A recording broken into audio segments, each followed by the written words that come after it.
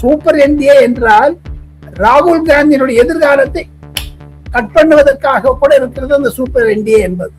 இந்தியாவில 2/3 மெஜாரிட்டி வச்சுட்டு 4 குரூஷியல் பில்ல சமாளிக்க போறாங்க. இந்த வரக்கூடிய 2-3 மாதத்தில் இந்தி கூட்டணி என்பது இதுதான் லாஸ்ட் கூட்டமாக இருந்தாலும் இருக்கும் என்று சொல்லியிருக்காங்க. ஒரு RSS பிரதிநிதி திரௌபதி முர்முக்கு அடுத்ததாக ஜனாதிபதியாக வருவார். அது ராஜ்நாத் சிங்காக இருந்தாலும் இருக்கும் 4-5 நாட்களுக்குள்ள செந்தில் பாலாஜி சிறை அடைக்கப்படலாம். மத்திய உள்துறை அமைச்சர் அமித்ஷா அவர்கள் ஜூலை முதல் 5 அல்லது 6 தேதிகளில் தமிழ்நாட்டுக்கு வரப்போறார். கோலஹலாஸ் டிவி யூடியூப் சேனல், இது வாய்மையின் எக்காலம்.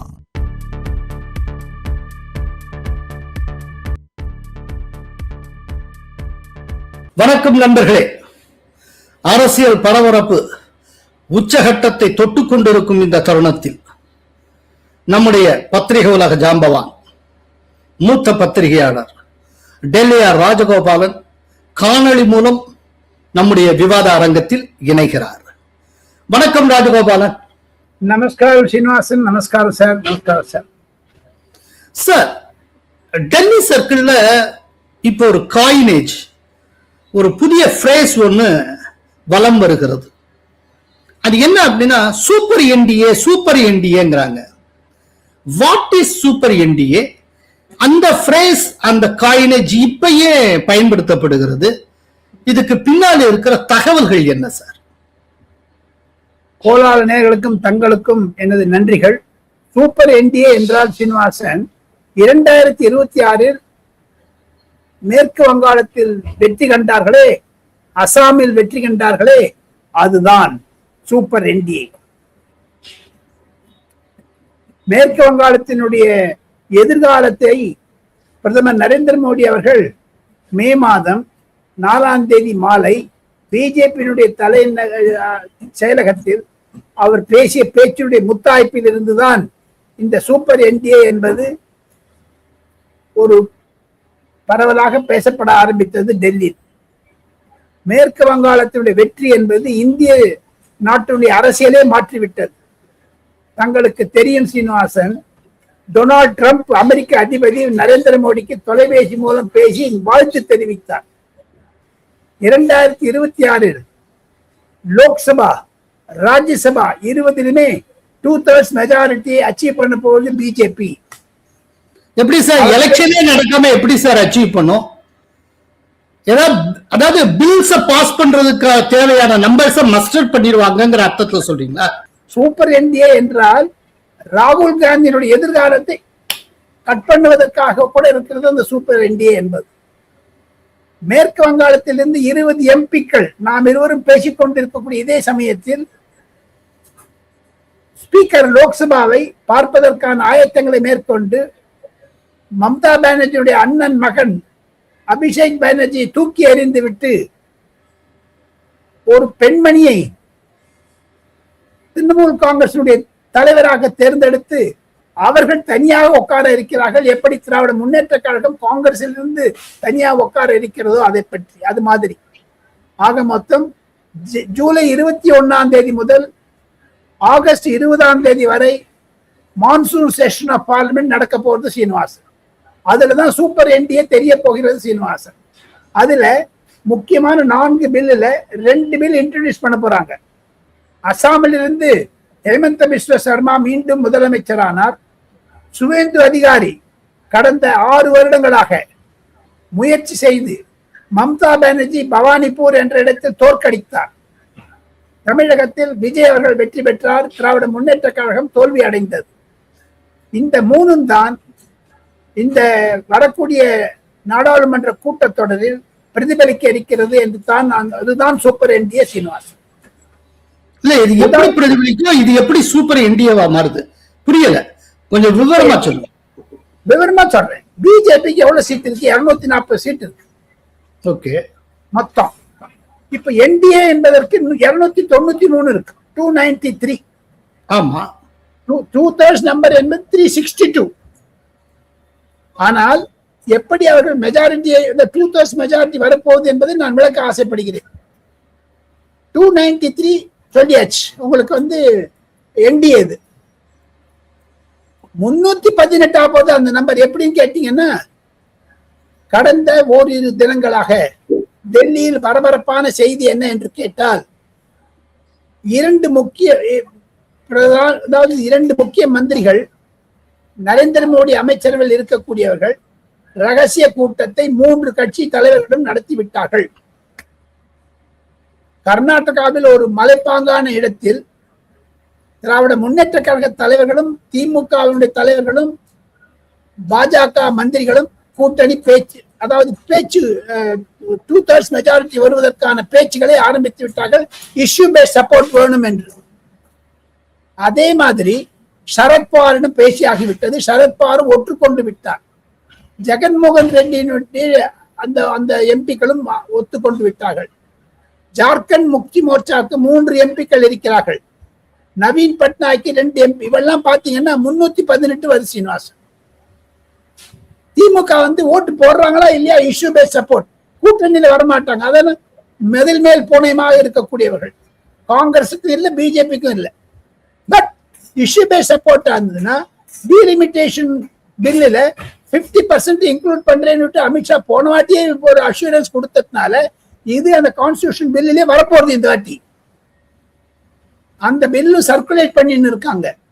ஆக மொத்தம் 2029 வருடம் இந்த டீலிமிட்டேஷன்ல தான் நடக்க போறது சீனிவாசன் தேர்தல். தமிழகத்திற்கு அதிகமான சீட்டு வரப்பது 60 சீட் வரும் இப்போ தமிழ்நாட்டுக்கு. இதுதான் சூப்பர் என்டிஏ என்று நான் விளக்க ஆரம்பித்தேன். இப்ப இதெல்லாம் சேர்த்துட்டீங்க புரியல. 318 வரைக்கும் தானே வந்திருக்கீங்க. 360 சொச்சம்ல வேணும். நீங்க சொல்றீங்க சாரம் சொல்லி முடிச்சிடுறேன். டிஎம்கே இருந்து கிடைக்கும், சரத்பவார் இருந்தும் கிடைக்கும், இன்னும் ஒரு சில கட்சிகள்ட்ட இருந்து நம்பர்ஸ் மஸ்டர் பண்றாங்கிறீங்க. அது 355 ஆயிடுறது. 380ல 355 ஆயிடுறது. இன்னும் அவங்களுக்கு 7 மெஜாரிட்டிக்கு தேவை. 7 இருந்தாதான் 362 2/3 வரணும். அந்த 7 6 இண்டிபெண்டன்ஸ் ஓட்டு போடுறேன்னு சொல்லியிருக்காங்க. நார்த் ஈஸ்டர்ன் ஸ்டேட்ஸ்ல இருக்கக்கூடிய சிக்கிம் பார்ட்டி, மணிப்பூர் பார்ட்டி அதெல்லாம் ஒரு 7 பேர் இருக்காங்க. அதெல்லாம் வரைபடம் படைத்து வைத்தார். கிரண் ரிஜிஜு அவர்கள், பிரகலாத் ஜோஷியும் அமித்ஷாவும் சேர்ந்து கொண்டு இந்த திட்டத்தை, இந்த ரகசிய திட்டத்தை கடந்த 3-4 நாட்களாக டெல்லியில் தீவிரப்படுத்தி வருகிறார்கள். 21 ஜூலைக்கு முன்னதாக இது மாதிரியான ஒரு சூழ்நிலைகளை உருவாக்குவதற்கு செய்ய ஆரம்பித்து விட்டார்கள். அதுதான் சூப்பர் என்டிஏ. ராஜ்யசபால என்ன ஆக போறதுன்னு கேட்கலாம். இப்ப நீங்க லோக்சபால முடிச்சிட்டீங்க, ராஜ்யசபால என்ன ஆக போறதுன்னு. ராஜ்யசபால நான் சொல்றேன் உங்களுக்கு, இப்போ பிஜேபிக்கு 113 சீட் இருக்கு ராஜ்யசபாக்கு ஆன் தேர் ஓன். காங்கிரஸ் எவ்வளவு இருக்குன்னு கேட்காதீங்க. தமிழ்நாட்டுல இருந்து 2 வாங்கினாங்க, டிஎம்கேல இருந்து 1, தமிழ் வெற்றி கழகத்துல இருந்து. அப்படி இருந்தா கூட 23 தான் இருக்கு காங்கிரஸ் கிட்ட. அந்த 25 வந்தாலும் ஒரு அப்போசிஷன் லீடர் ஆக முடியும் மிஸ்டர் மல்லிகார்ஜுன் கர்கே. அது மாதிரியான பரிதாப நிலையில் காங்கிரஸ் இருக்கிறது. இந்த பின்னணியில் பார்த்தால் சிபி ராதாகிருஷ்ணன் ஜனாதிபதி, துணை ஜனாதிபதி ஆனதுடைய அதிர்ஷ்டமோ என்னமோ, ராஜ்யசபாவினுடைய தலைவராக நியமித்ததனுடைய அதிர்ஷ்டமோ என்னமோ தெரியவில்லை. பிஜேபிக்கு 113 சீட் இருக்கு. ஆனால் என்டிஏவை சேர்த்தால் 144 ஆயிரம். இதற்கு முக்கிய காரணம் சீனிவாசன், போராளிகளுக்கு ஒரு புரிதலை உண்டாக்க ஆசைப்படுகிறேன். இந்தியாவில் குறைந்தது 21 மாநிலங்களில் பாஜக ஆளுகிறது. அதனுடைய ரிஃப்ளெக்ஷன் தான் ராஜ்யசபால. அந்த பின்னணியில் பார்த்தார்களே ஆனால், திருப்பியும் சொல்றேன், அந்த டிஎம்கே ராஜ்யசபால 10 எம்பி இருக்காங்க. Third layer.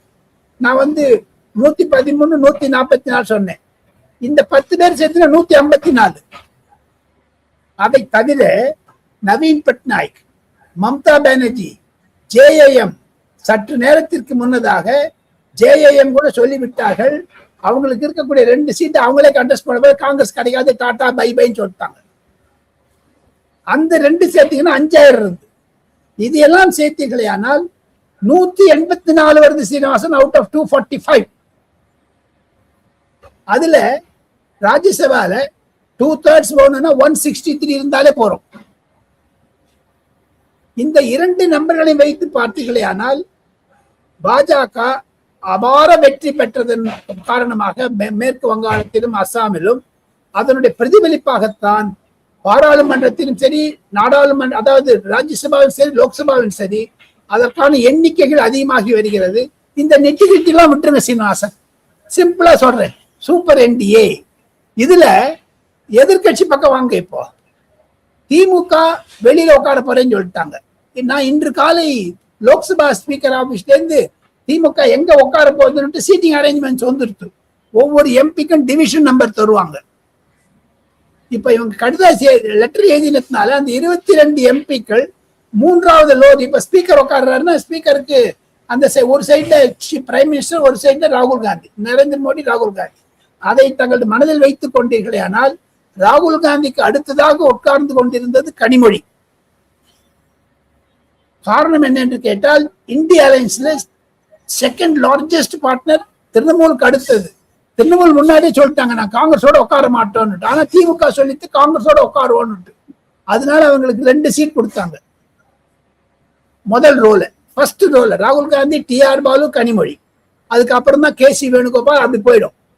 செகண்ட் ரோல வந்து சுதீப் பந்தோபாத்யாய், அதாவது இந்த திரிணாமுல் காங்கிரஸ் லீடர், அப்புறம் அகிலேஷ் யாதவ் என்று. இப்ப பாருங்க, திமுக வெளில போயிட்டதுனால கனிமொழி ஒத்துக்கத்தான் ஒரே ஒரு லேடிக்கு தான் சீட்டு, டிஆர் பாலுக்கு பின்னாடி தட்டாங்க. காங்கிரஸ் சின்னதா எடுத்து காங்கிரஸ் பெஞ்சஸ். இந்த மாதிரி பாத்தீங்கன்னா இந்தியாவில் முதல் முறையாக with election without election, minority கவர்மெண்டா இருந்தாலும் சரி, 2/3 பில்ல வச்சுண்டு 2/3 மெஜாரிட்டி வச்சுண்டு 4 குரூஷியல் பில்ல சமாளிக்க போறாங்க இந்த வரக்கூடிய 2-3 மாதத்தில். குறிப்பாக இந்த மான்சூன் செஷன்ல 2 பில்லு, டீலிமிட்டேஷன் விமன்ஸ், அடுத்த வின்டர் செஷன்ல 1 நேஷன் 1 போல் அண்ட் உங்களுக்கு வந்து டீலிமிட்டேஷன் பில், இதெல்லாம் முடிச்சிருவாங்க. யூனிஃபார்ம் சிவில் கோட் நினைக்கிறேன். யூனிஃபார்ம் சிவில் கோட் வந்து 4 பில்ல வந்துடும். சார், இதுக்கு இடையில இந்திய கூட்டணியினுடைய கூட்டம் வருகிற 8ஆம் தேதி நடைபெற இருக்கிறது. இந்திய கூட்டணியிலிருந்து கிட்டத்தட்ட டிஎம்கே வெளியேறி விட்டது போல இருக்கிறது. அதே நேரத்தில் இந்திய கூட்டணியில் டிஎம்கே போனாலும் தாவேகா வந்திருக்கிறது அப்படின்னு சொல்லி உத்தவ் தாக்கரே அணியை சார்ந்த சஞ்சய் ரவுத் சொல்லி இருக்கிறார். பட் அதே நேரத்தில் தாவேகா இப்போ வரைக்கும் இந்திய கூட்டணியில் நாங்கள் இடம்பெற்று விட்டோம் அப்படின்னு சொல்லல. ஒருவேளை மேபி அந்த கூட்டத்துக்கு ஆதவ அர்ஜுனா இவங்க போனாலும் போகலாம், அது எப்படின்னு தெரியல. அப்புறம் திரிணாமுல் காங்கிரஸ் கலகலத்து கொண்டிருக்கிறது. இப்படிப்பட்ட சூழ்நிலையில இந்த இந்திய கூட்டணி தெரியல. ஜார்க்கண்ட் முக்தி மோர்ச்சா 2 காங்கிரஸ், ஒரு சீட் காங்கிரஸ் தரேன்னு சொல்லிட்டு ஏமாத்திட்டாங்க. 2 இப்போ ஜேஎம்எம் எடுத்துக்கு போகுது. அதுல அது என்ன சீட்டுங்கிறத நேயர்களுக்கு சொல்லிடுவோம். திடீர்னு நம்ம நடுவாக ஆரம்பிச்சோம்னா ஒன்றும் தெரியாது. அதாவது வரக்கூடிய அந்த ராஜ்யசபா தேர்தல்ல ஜார்க்கண்ட்ல 2 ராஜ்யசபா சீட்டுக்கான தேர்தல் நடைபெற இருக்கிறது. இந்த 2லயுமே நாங்கள் போட்டியிட போகிறோம் அப்படின்னு ஜார்க்கண்ட் முக்தி மோர்ச்சா சொல்லி இருக்கிறது. அதான் முக்கியம். ஜார்க்கண்ட் முக்தி மோர்ச்சா காங்கிரசுடன் மந்திரி சபையில் கூட்டணி அமைக்கிறது, ஆனால் நாங்க தரமாட்டோம் சொல்லிட்டாங்க காங்கிரஸ். ஆனா காங்கிரஸுக்கு அல்வா கொடுத்திருக்காங்க. அல்வா கொடுத்தாச்சு. இந்த சின்னதா வச்சு பாத்தீங்கன்னா டெல்லியில 8ஆம் தேதி நடக்க கூட்டத்துல அது ஒண்ணுமே இருக்காது சார். வெறும் எலும்பு கூடுதான் இருக்கு, சதையே கிடையாது. இந்தி கூட்டணி என்பது தாங்கள் கூறியது மாதிரி சாம்னா என்ற பத்திரிகையில் சஞ்சய் ரவுத் எழுதிய மாதிரி மம்தா பானர்ஜி வருவாங்க, அதுல ஒரு கலர்ஃபுல்லா இருக்கும். ஆனா மம்தா பானர்ஜிக்கு கை உடைஞ்சு, கால் உடைஞ்சு, பல்லு உடைஞ்செல்லாம் ஆயிடுத்து. யாருமே இருக்க மாட்டாங்க அந்த எம்பிஸ், யாருமே முக்கியமான எம்பிக்கள் யாருமே இருக்க போறது இல்லையே. அதனால அந்த கூட்டத்தில் என்னதான் முடிவு எடுத்தாலும் சரி, அந்த இந்தி கூட்டணி என்பது சுருங்கி விட்டது, மறைந்து விட்டது. அதற்கு சமாதியும் கட்டி விட்டார்கள். இந்தி கூட்டணி என்பது இதுதான் லாஸ்ட் கூட்டமாக இருந்தாலும் இருக்கும் என்று சொல்லிக்க. காரணம் பாருங்க, ஒண்ணு சிபிஎம் தொடர்றாங்க, கேரளால தோத்து போயிட்ட அப்புறம் நம்ம இந்தி கூட்டணியில தொடரணுமா, தொடர்ந்தாலும் அதற்காக மறுபரிசீலனை செய்ய வேண்டும். அவங்க கலந்துப்பாங்க, ஆனா என்ன தீர்மானம் போட போறாங்க, அந்த தீர்மானத்துக்கு காங்கிரஸ் கொண்டு வரக்கூடிய தீர்மானத்துக்கு ஒத்துப்பாங்களா? ஆக மொத்தம் திராவிட முன்னேற்ற கழகம் இல்லாமல், திரிணாமுல் காங்கிரஸ் ஃபுல் செக்ரட்டரி இல்லாமல், ஜேஎம்எம் இல்லாமல் இந்தி கூட்டணியுடைய ஒரு முழு உருவம் எப்படி இருக்கும் சார்? சரி சார், இப்போ அப்படியே இந்த நடைபெறவிருக்கும் இந்திய கூட்டணியில் எந்தெந்த கட்சி கலந்துக்கும் நீங்க நினைக்கிறீங்க? மம்தா பானர்ஜி காங்கிரஸ், அவ்வளவுதான். இத்தியாதி சின்ன சின்ன சிவசேனாக்கு 3-4-5 எம்பி வச்சுட்டு அவங்க என்ன சொல்லுவாங்க, மகாராஷ்டிரால சரத்பவார் அந்த சிவசேனாவுக்கு சொல்லிட்டாரு, ஒப்பனை சொல்லிட்டாரு, நான் பிஜேபி பக்கம் போறேன், எனக்கு வயசாயிடுச்சு. அது பேர் கேட்டீங்கன்னா சரத்பவாருடைய சம்பந்திக்கு எம்எல்சி கொடுத்திருக்காங்க பிஜேபியில இருந்து, சிவசேனால இருந்து, என்சிபி கை கோத்திருக்காங்க. இந்த ஒரு கான்ட்ரடிக்ஷன் இருக்கு பாருங்க, ஒரு மாறுதல்கள். அதுவே இந்தி கூட்டணிக்கு ஒரு பெரிய ஏமாற்றத்தை தருகிறது. 2 கட்சிகளும் வேற யாரும் வரா மாதிரி இல்ல சீனிவாசன். இப்ப இந்திய கூட்டணியில கம்யூனிஸ்ட் இடம் பெற மாட்டாங்களா? பெறுவாங்க, ஆனா வெளில இருக்க மாட்டாங்க, வெளில இருந்து இருப்பாங்க. எப்படி தமிழ்நாடு அரசாங்கத்துக்கு ஆதரவு தானே, ஆனா திமுக கூட்டணி இரட்டை நிலைப்பாடு இருக்கு பாருங்க, அதை தேசிய அளவிலும் தொடர்கிறார்கள்.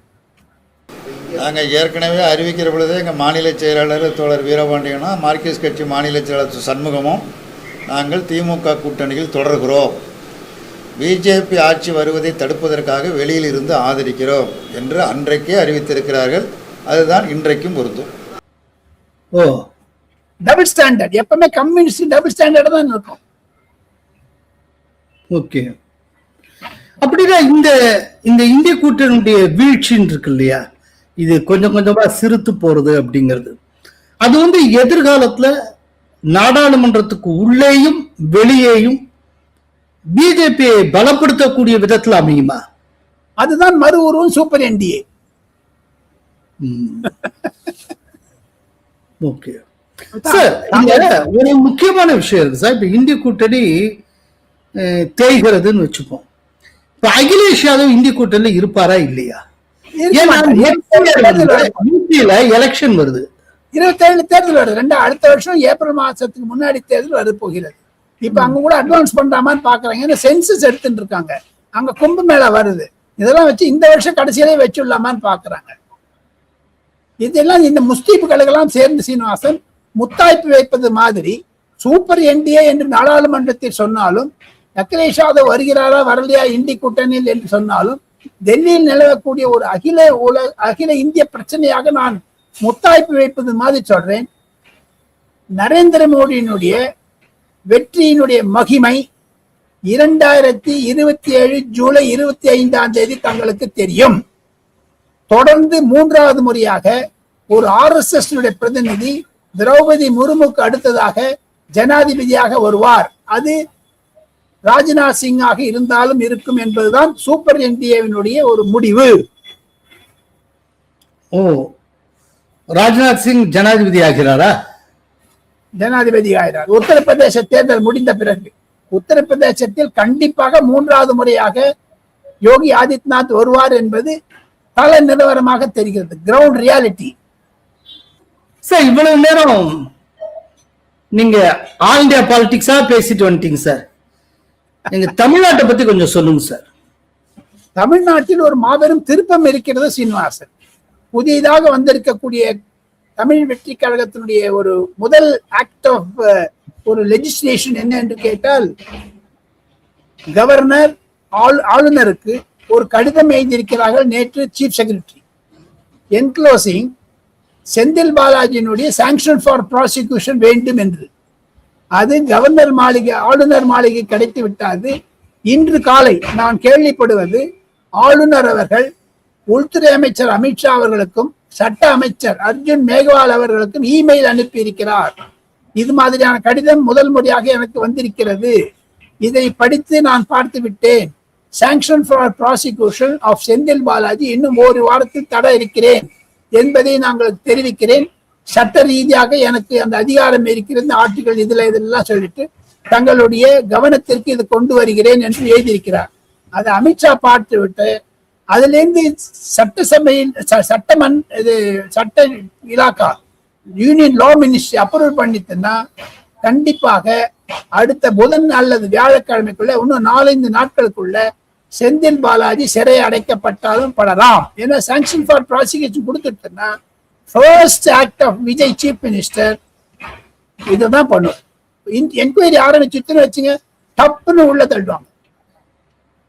சார், இப்போ உங்க ஃபேவரட் ஏரியா செய்தி துளிகள் சார். செய்தி துளி 1.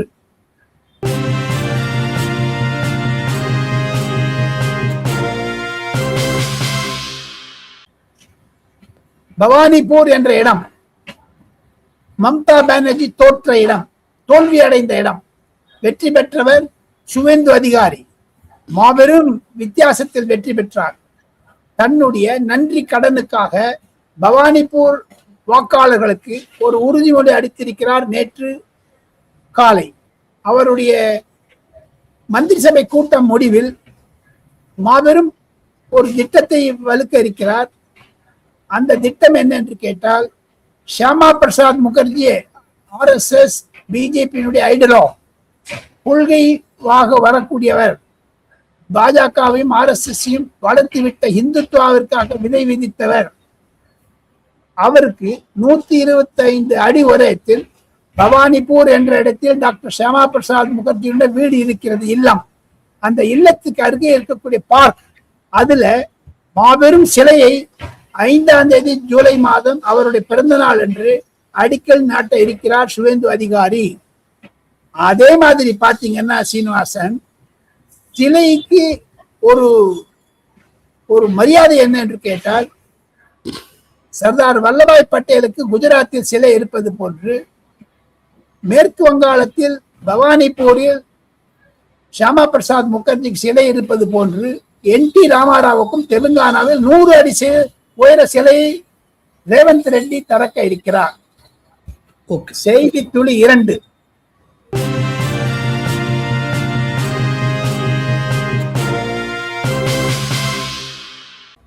நேபாளத்தில் இருந்து நேபாள் சுதந்திரா பார்ட்டி என்று சொல்லக்கூடிய அந்த அமைப்பில், ராஷ்டிரிய சுதந்திரா பார்ட்டி என்று சொல்லக்கூடிய அமைப்பில், டெல்லியில் அதனுடைய 50 சட்டமன்ற உறுப்பினர், அங்கு பாராளுமன்றம் என்று சொல்லுகிறார்கள், வெளியில உள்ள வந்து சட்டமன்றம் என்று சொல்லுகிறார்கள். அங்க இருக்கக்கூடிய பாராளுமன்றத்தில் இருந்து உறுப்பினர் டெலிகேஷன் இந்தியாவிற்கு வந்திருக்கிறது. Party to party visit. பாஜக அந்த கட்சியினுடைய தலைவர்கள் எல்லாம் டெல்லிக்கு கூட்டியிருக்கிறார்கள்.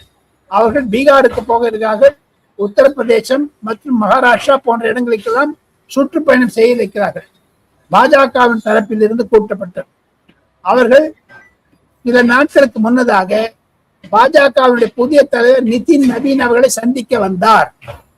நிதின் நபீன் என்பவர் பீகாரை சேர்ந்தவர். நேபாளில் பல குடும்பங்களுக்கு அவர் உதவி செய்திருக்கிறார். வெள்ளத்தின் போதும் வறட்சியின் போதும் நிதின் நபீன் நேபாளிலும் சிறந்த அரசியல்வாதியாக இருப்பதனால் அவரை மரியாதை நிமித்தமாக பாஜக வந்து நோ யுவர் பிஜேபி என்று சொல்வதன் மூலமாக பாஜகவுடைய அலுவலகம் அனைத்துக்கும் சுட்டி காண்பித்தார்கள். அந்த டெலிகேஷனுக்கும், அந்த குழுக்கு. அதை வரவேற்றது டெல்லியினுடைய முதலமைச்சர் ரேகா குப்தா மற்றும் சீனியர் அமைச்சர்கள். அதில் பீகாருடைய முதலமைச்சரும் சமரத் சௌத்ரியும் வந்திருந்தார். காரணம் என்ன என்று கேட்டால், அந்த நேபாளத்திற்கும் பீகாருக்கும் நேபாளத்திற்கும் உத்தரப்பிரதேசத்திற்கும் பல உறவுகள் உண்டு, தொப்புள் கூடி உறவு. அப்படி இருக்கும்போது ரேகா குப்தாவை வரவேற்ற போது அங்கிருந்து வந்த குழுவினுடைய தலைவரும் ஒரு பெண்மணி. அந்த பெண்மணியிடம் பேசும் பொழுது, சீதை வீட்டிலிருந்து ராமருக்கு கோவில் கட்டிய பாஜக அரசிற்கு நாங்கள் 3 புடவைகளை வாங்கி வந்திருக்கிறோம், ராமர் கோவிலுக்கு சர இருக்கிறோம் என்று ரேகா குப்தாவிடம் அந்த புடவையை காட்டினார்கள். நிதின் நபீனும் காட்டினார்கள். அந்த டெலிகேஷன் ஆஃப் நேபாள் பார்ட்டி அயோத்தியாவிற்கும் செல்ல இருக்கிறது. காரணம் என்ன என்று கேட்டால், சீதாவினுடைய பூமி நேபாள் என்று சொல்லுகிறார்கள். அதுதான் செய்தி துளி சீனிவாசன். செய்தி துளி 3 சீனிவாசன்.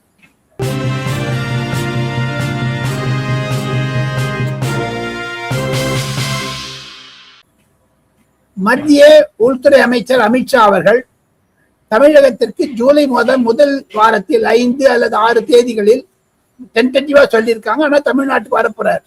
அப்பொழுது கண்டிப்பாக தமிழகத்தினுடைய சீனியர் பாஜக தலைவர்களை சந்திப்பார். ஏற்கனவே ஒரு 15 முதல் 20 நிமிடம் வரை தமிழக பாஜக தலைவர் நயினார் நாகேந்திரனிடம் அமித்ஷாவும் சரி பிரதமரும் சரி பேசிவிட்ட பிறகு, தமிழகத்தில் இருக்கக்கூடிய மாறிய சூழ்நிலையில் தமிழ்நாட்டில் இருக்கக்கூடிய பாஜகவிற்கு உற்சாகம் அளிக்கும் அளவிற்கு அந்த சென்னை விஜயம் என்பது முக்கியத்துவத்தை பெறும். சீனிவாசன். ராஜகோபாலன், வந்திருந்து வழக்கம் போல நிறைய தகவல்களை தந்திருக்கிறீர்கள். மிக்க நன்றி Rajagopal. Kolahalas TV YouTube channel, இது வாய்மையின் எக்காலம்.